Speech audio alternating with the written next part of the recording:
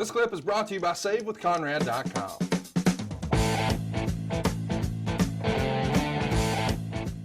SummerSlam 2005 is our topic today after a bunch of rambling mess at the top of the show. But we're going to start the build for SummerSlam on the July 4th episode. We got Cena and Chris Jericho brawling during a highlight reel, and that's going to start the WWE title program. We've also got Shawn Michaels and Hulk Hogan teaming up to defeat Kurt Angle and Carlito. But afterwards of the celebration, Shawn Michaels super kicks Hulk Hogan, and we're off to the races. We've got a new program. Talk to me a little bit about what was the work that went into putting together Shawn turning heel against Hogan and the whole program itself. Was there any hesitation from either guy on either side, or did these two trust each other from the beginning and then it deteriorated? How does this all come together? And I assume that part of the lesson that we learned at WrestleMania 18 was, if you're going to put Hogan with somebody, fans are going to cheer him. So he can't be the heel like we tried to make him against The Rock. The fans wanted him babyface. So if somebody's going to turn heel in this scenario, it can't be Hulk. Do I have that right?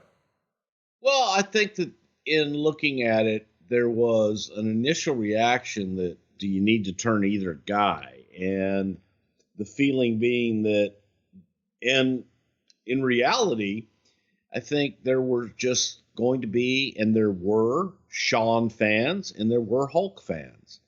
The overall feeling of this was taking the guy from the 80s and the guy from the 90s and putting them against one another, because each had their own legion of followers and fans and what have you.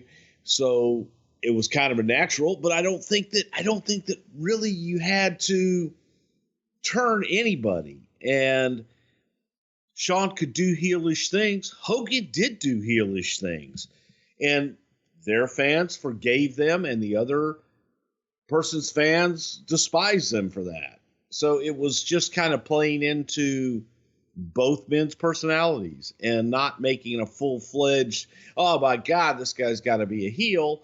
Yeah, we got there, but even as we got there, I think it was still divided somewhat.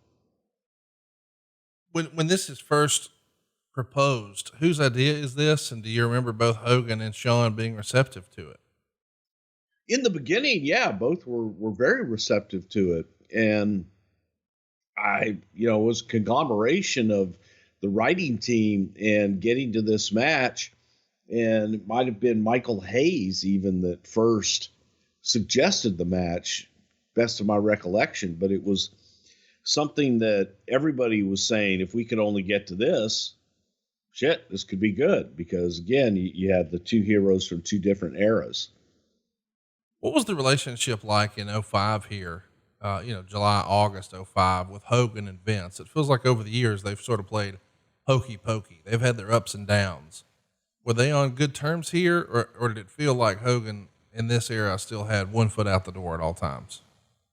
I think especially during the times that Hulk came back, that there was always that feeling of, what's the trigger going to be this time? And for Hulk and Vince, look, they had, like any relationship, they had good times and they had bad times.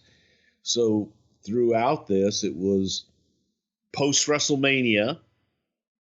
So you're looking at, okay, is somebody going to be upset at payoffs or anything else, or is it time to take the summer off?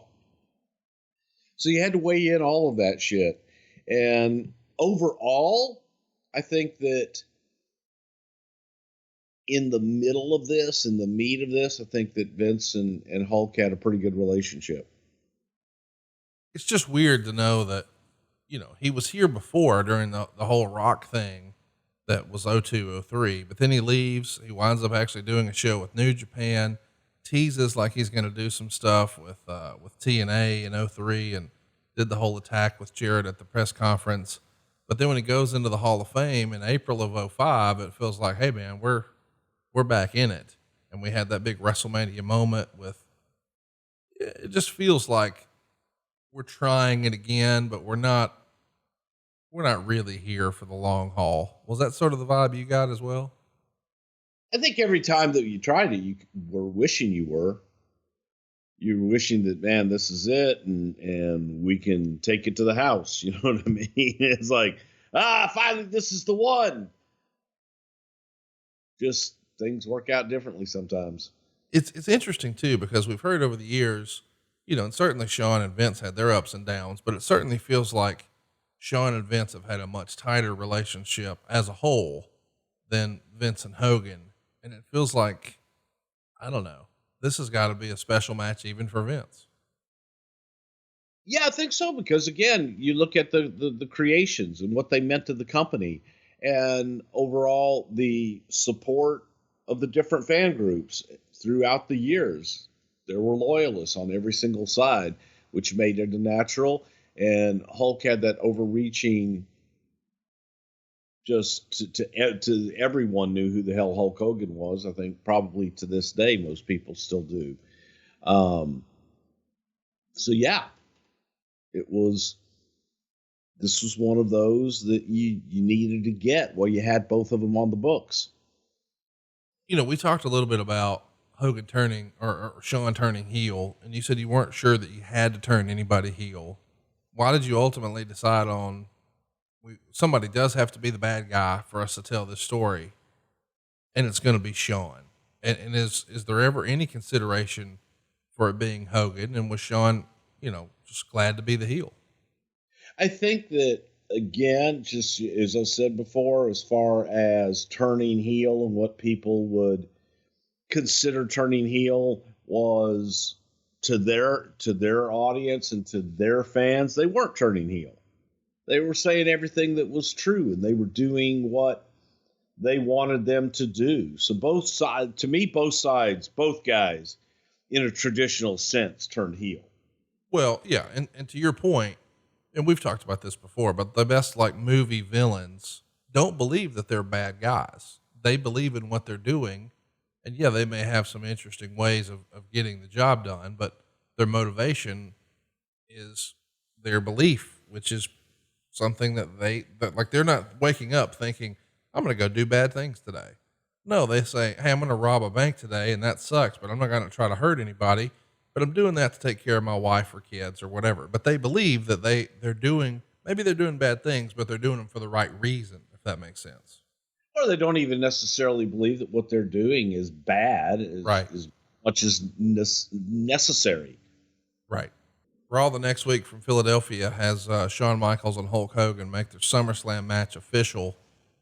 I mean, there was never any consideration for anything else headlining, right? This was always going to be the main event. In our head, yes.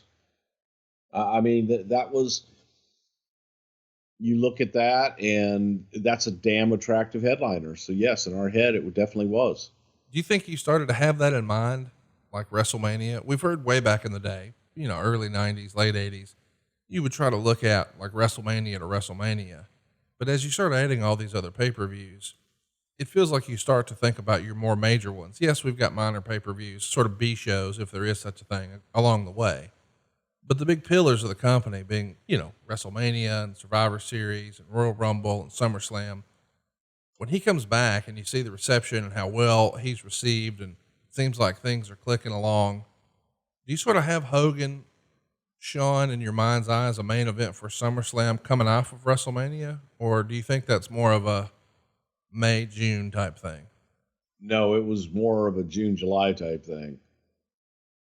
Okay. It definitely wasn't immediate. I think that with Hulk coming back at WrestleMania at that time was a feeling out period, and to see how Hulk would be, how the audience would be, and what we would have moving forward. The July 25th Raw is pretty memorable. It's got a spoof of Hulk Hogan being on Larry King Live, except it's Shawn Michaels doing his own. Wade would clarify. He says, for the record, Shawn Michaels' comments on the July 25th Raw and the pre-taped Larry King Live spoof this week were all scripted and approved by Vince McMahon. There was no breaking from the agreed upon talking points. Michaels never planned to nor wanted to turn full-fledged heel as he entered the program with Hogan, culminating at SummerSlam. In early discussions about the match, Hogan suggested that Michaels super kick Nick either at SummerSlam or as part of an angle on Raw before the pay-per-view, but Michaels resisted the angle in part because he didn't want to be that strong of a heel, and also because he felt the match between them didn't need the extra stuff to get over. His attitude is that bells and whistles aren't necessary given their statures in the industry, and it's their first time against each other. A lot to unpack here. Do you remember one of the ideas being kicked around that Nick could take a super kick? I don't, but I'm sure it was. Look, there were a lot of things, but you didn't need it. Right. You really didn't need it. The match, the first time, was enough. Right. It was as simple of a build as you could possibly get. Two icons coming together for the first time. Two different eras colliding for the first time. What's going to happen? What do you remember about the Shawn Michaels spoof on Larry King Live? Would you have been producing that, or would someone else have? Maybe. Oh God, help me, Bruce. I had a hand in it. And I think that the best part to me was the ungodly layers of spray tan that we put on Shawn was just hilarious. And then I became jealous because he was just so dark and that fucking tan. God. But no, it was a lot of fun. And everything we did on it was 100% calculated and done for a reason. Tremendous. We're going to play the audio from it because I think it's just one of my favorite parodies ever.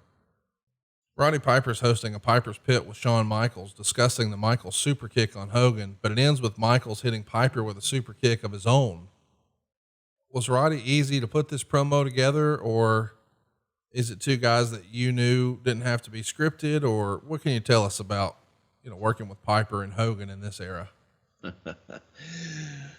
Well, I don't think Roddy was ever easy to script. Roddy wasn't a script guy, but at the same time, he became one that would look at what you had and try to make it his own, and did a damn good job of doing that.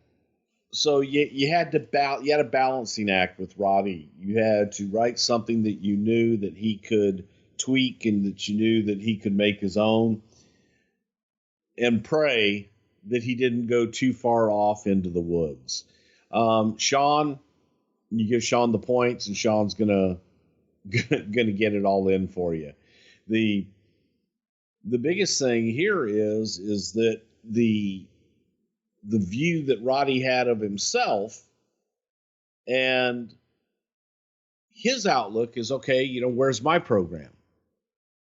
What am I going to be doing then on the other side of this? And this was during a time that we were really trying to, for Roddy's own health, get Roddy out of the ring.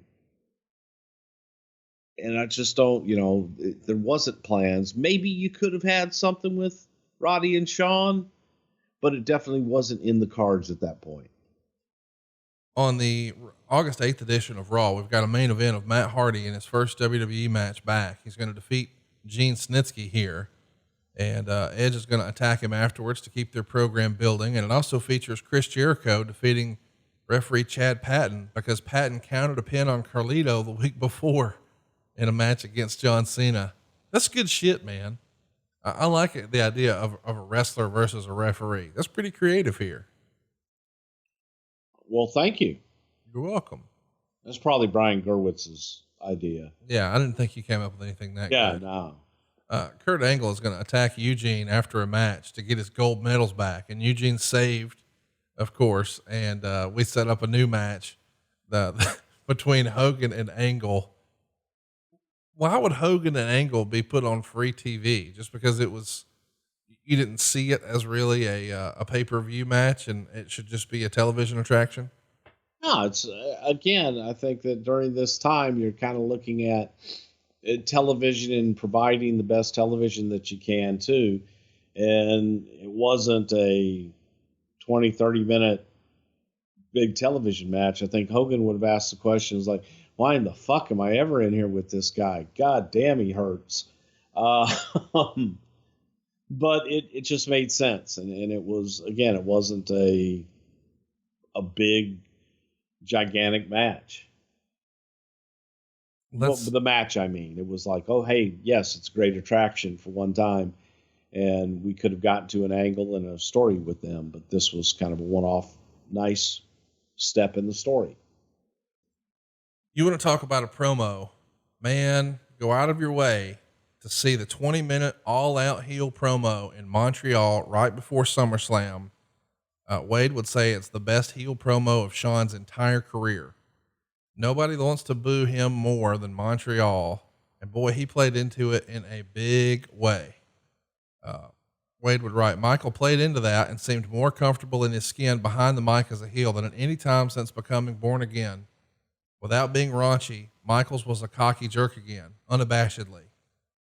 And they even do a little tease where they tease Bret Hart's music in Montreal. This is just great stuff. What do you remember about this promo in Montreal? Well, it was also the point where you looked at it and you said, okay, let's go stronger with this, because in traditional media, if you will, out there, say Larry King or whatever else, and anybody else that was doing publicity on this show, the guys are throwing jabs back and forth, and we had been pretty careful on the television show how we handled that. And then it became, well, fuck, we just need to go there. Go out and to me, I didn't look at it as a heel promo. I looked at it as the truth. Well, and that's what's so great about it is the crowd hates him, right? So they're chanting the Na Na Na song at him when he's in the middle of a promo. I mean, they're basically saying, okay, we're done with you. Go away. So he just lays down in the ring and does nothing. And after about 30 seconds, when they stop singing and start booing, he jumps up and says, now that you understand who's running this show, I'll continue. It's just really great stuff. And he even says, Hulk Hogan, the same thing I despise about you is the same thing I despise about Bret Hart, which you know that's going to get some heat here. You stood for some moral fiber that in your real life did not exist, yet you stood in judgment of me. You, Hulk Hogan, will stand for just about anything. There isn't a realistic bone in your body. And Wade would say that comment was not only meant once again to point out the fact that Hogan may portray himself as pure and good, but he's a hypocrite in reality. That comment also harkened back to Michael's suggestive Sunny Days promo years prior at Bret Hart, which was getting under his skin, of course. He concluded, Hulk Hogan, you're the biggest star in WWE history, and at SummerSlam, I want you to bring your big star. I want you to wear your boa. I want you to have your sunglasses on, and I want you to have your chin high. You're one move from your star being snuffed out. Don't ask me, don't believe me, just ask Bret Hart. And of course, more heat here. Just really, really great stuff. At this point, how contentious is the real life Bret Hart, Shawn Michaels, Hulk Hogan? I mean, it feels like Shawn's firing off everywhere. Maybe some of this, since Bret is coming back into the fold for a DVD, is okay and approved, but it's adding a lot of fire to this Hogan Shawn thing now. What's their relationship like as we get closer and closer to SummerSlam? Let's make money. You're in Montreal. You're in a market that still remembers a finish from years and years and years ago. I mean, it was over 10 years ago at that point. And you have a guy that came out after his WrestleMania with Rock in Montreal, and they gave the guy like a 12-minute standing ovation. Right. So why not use all of that in this market to bring it to the surface? It's what everybody wanted to hear. There's an audience there. They want to hear that shit. And it's exactly what the Hogan faithful didn't want to hear. Hey, it's Conrad Thompson. Thanks for checking out the podcast here on YouTube. Be sure to hit the subscribe button and the notifications bell so you get a notice anytime we upload some new content. And go save yourself some money right now. If you're in a 30-year loan or you have credit card debt, it's not a matter of if I can save you money. It's a matter of how much. Find out right now for free at SaveWithConrad.com.